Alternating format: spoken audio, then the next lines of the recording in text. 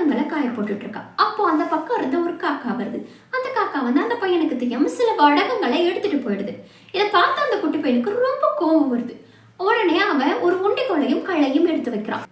மறுமுறை காக்கா வந்தா அந்த பையன் வந்து அதை வச்சு அடிச்சிடலான்னு எடுத்து வைக்கிறான். இப்போ காக்கா மறுபடியும் வருது. வந்ததை பார்த்தா அந்த பையன் உண்டிகோலையும் கள்ளையும் எடுத்து ரெடியா இருக்கான். காக்கா வந்து திருப்பி வடகங்களை எடுக்க முயற்சி பண்ணுது. உடனே உண்டிகோலை வச்சு காக்காவை பையன் அடிச்சார். உடனே காக்கா கீழே விழுந்து இறந்து போயிருது. இப்போ இந்த குட்டி பையன் செஞ்சது சரின்னு உங்களுக்கு தோணுதா? இருக்கட்டும், வாங்க இன்னொரு பக்கம் காக்காவை பத்தி தெரிஞ்சுக்கலாம். இந்த காக்கா வந்து முத தடவை வடகங்களை எடுத்துட்டு போச்சு இல்லையா, போய் தன்னோட கூட்டுல உள்ள குஞ்சுகளுக்கு கொடுக்குது. அதுல ஒரு காக்கை குஞ்சு வந்து இறந்துருக்கிறது அந்த காக்கா பாக்கு. அப்போதான் அந்த காக்காவுக்கு புரிய வருது, நம்ம எடுத்துட்டு வர உணவு வந்து குஞ்சுகளுக்கு பத்தாலான்றது. உடனே இறைய இன்னும் கொஞ்சம் எடுத்துட்டு வரதான் அந்த காக்கா வந்து திருப்பியும் வடகத்தை நோக்கி வந்திருக்கு. இத தெரிஞ்சுக்காத அந்த குட்டி பையன் காக்காவை அடிச்சு கொண்டுட்டான்.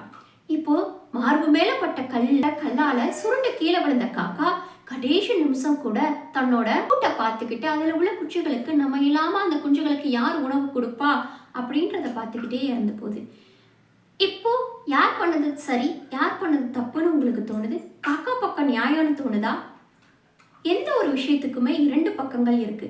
நாணயத்தோட இரண்டு பக்கத்தையும் பார்த்து எது சரி எது தப்புன்னு முடிவெடுத்தா மட்டும்தான் எந்த ஒரு விஷயத்தையுமே சரியா முடிவெடுக்க முடியும்.